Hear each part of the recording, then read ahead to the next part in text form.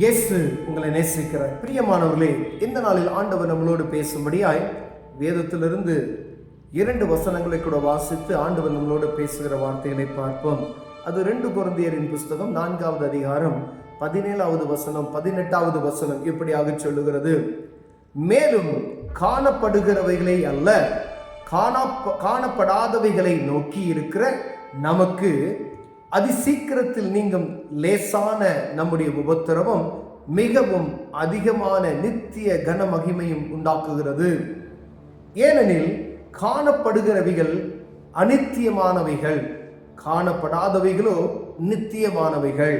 பிரியமானவர்களே, ஆண்டவர் இந்த இடத்துல எழுதி வைத்திருக்கிற இந்த வசனத்தை பாருங்க. மேலும் காணப்படுவதை அல்ல, காணப்படாதவைகளை நோக்கி இருக்கிற நமக்கு, அதாவது கண்டு விசுவாசிக்கிறவனை காட்டிலும் காணாமல் விசுவாசிக்கிறவன் பாக்கியவான் என்று வேதம் சொல்லுகிறது.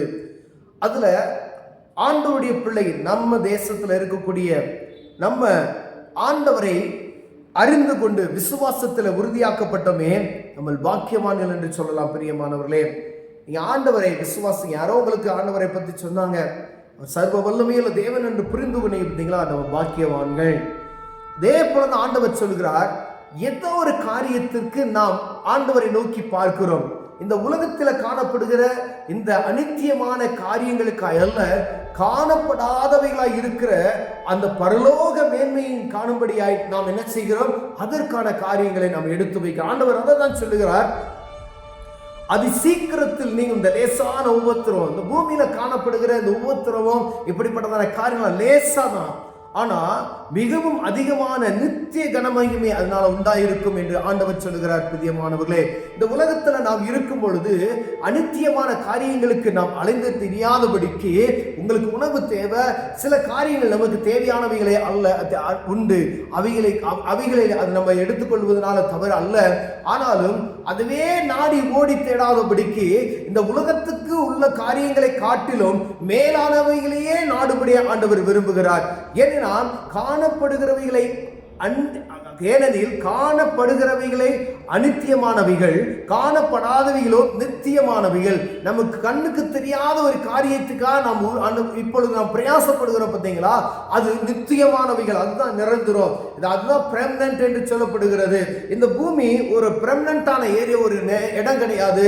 நம்ம இருக்கிற வாழ்க்கை ஒரு பெர்மனன்டான ஒரு வாழ்க்கை கிடையாது. ஒரு குறிப்பிட்ட வயசு, ஒரு குறிப்பிட்ட நாள், எல்லாமே ஒரு குறிப்பிட்ட காலத்திற்கு தான் நம்ம கொடுக்கப்பட்டிருக்கிறது. பிரியமானவர்களே, நாம் இதுல நம்ம அறிந்து கொள்ள வேண்டியது, இந்த காணப்படாதவைகளாய் காணப்படுகிற அந்த மேலோகத்தின் அனுபவத்திற்கு அது ஒரு நாள் அனுபவம் அல்லங்க, ஒரு 2 நாள் அனுபவம் அல்ல.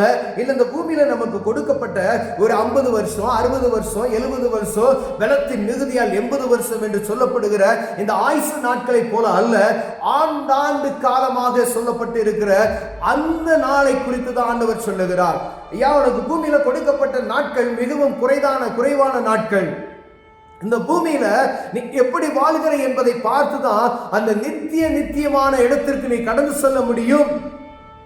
காணப்படாதவைகளோ அந்த நித்தியமானவைகள், இந்த நித்தியத்திற்குள் கடந்து செல்வதற்கு இந்த பூலோகத்தில் கொடுக்கப்பட்ட இந்த நாட்களை நீ சரியாக பயன்படுத்தி கொண்டால் அந்த இடத்துக்கு கடந்து செல்லலாம் என்று சொல்லி ஆண்டவர் நமக்கு உரைக்கிறார். வேதம் கற்றுக் கொடுக்கிறது. பிரியமானவரே, இதற்காகவே எங்கும் சுவிசேஷம் பிரசங்கிக்கப்பட்டு கொண்டிருக்கிறது.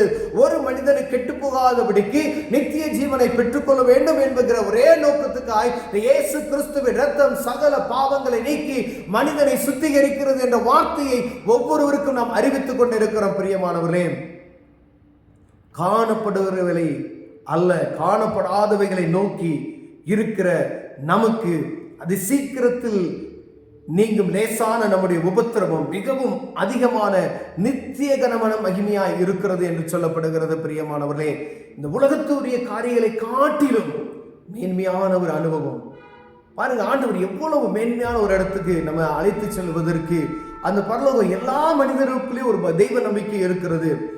பரலோகம் நரகம் என்கிற சொர்க்கத்துக்கு போவோம், நித்தியத்துக்குள்ள நாங்கள் கடந்து சொல்லுவோம் அப்படின்னு சொல்றாங்க பார்த்தீங்களா.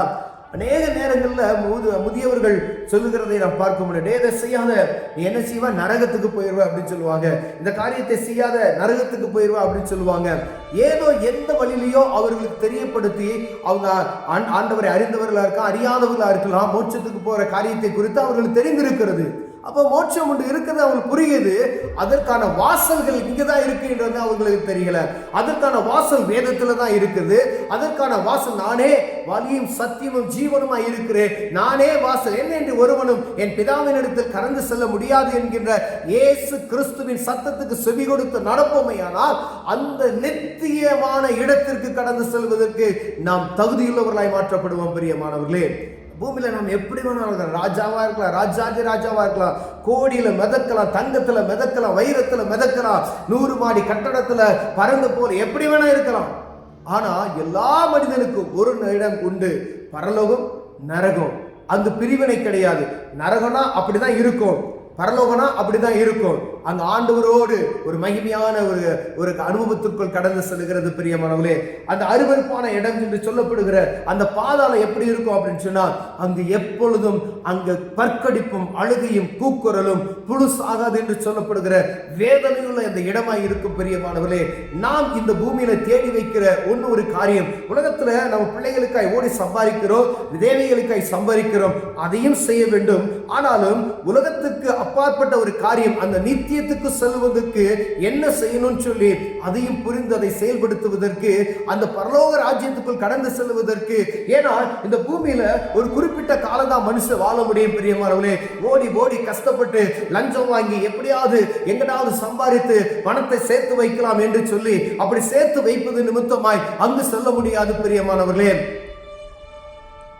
ஒரே ஒரு காரியம் உண்டு, ஆண்டுடைய சத்தத்துக்கு செவி கொடுத்து நீதிமானை நடப்பதற்கு நீங்க ஆசைப்படுவீர்களானால் அந்த நித்தியமான இடத்துக்கு கடந்து செல்வதற்கு நாம் பிரயோஜனம் உள்ளவர்களாய் காணப்படுவோம். பிரியமானவர்களே, ஆண்டவர் சொல்றார், சின்ன உபத்திரவம் தான், அந்த கன மகிமை நமக்கு வைக்கப்பட்டு இருக்கிறதை அறிந்து கொள்ளணும். ஏன்னா காணப்படுகிற அந்நியமானவைகளை அல்ல, காணப்படாத அந்த நித்தியமான காரியத்துக்காக நம்ம பிரயாசப்பட்டு கொண்டு இருக்கிறோம். அதை புரிந்து கொள்ளும்படியா, அதை அறிந்து கொள்ளும்படியா ஆண்டவர் விரும்புகிறார். அந்த காணப்படாதவை, நம்ம கண்ணுக்கு தெரியாத அந்த பரலோகத்தினுடைய மேன்மையை இங்கு யாரோ மறைத்து வைக்கிறார்களா? உங்களுக்கு யாரோ உங்களுக்கு அதை தெரியாம தெரியப்படுத்தாதபடி இருக்கிறார்களா? அது அப்படின்னா நீங்க வஞ்சிக்கப்படுகிறீர்கள் என்று நினைத்துக் கொள்ளுங்க. உங்க சபைகள் இதை குறித்து சொல்லலாம் அப்படின்னா நீங்க வஞ்சிக்கப்படுகிறீர்கள் நினைத்துக் கொள்ளுங்க. உங்க குடும்பத்தில் அதை சொல்லலாம் அப்படின்னு சொன்னா நீங்க வஞ்சிக்கப்படுகிறீர்கள் என்று அறிந்து கொள்ளுங்க.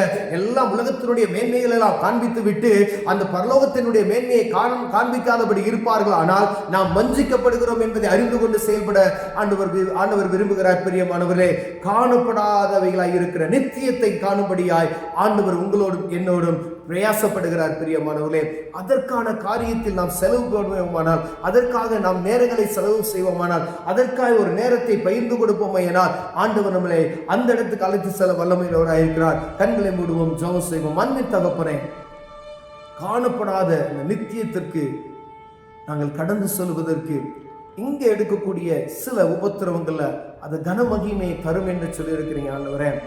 அதுக்கான வாசல் எங்களுக்கு காண்பித்தருளுவீராக. ஆண்டவரே, எங்க கண்கள் திறக்கப்படட்டும். இயேசுவின் நாமத்தில் பிதாவே, ஆமென்.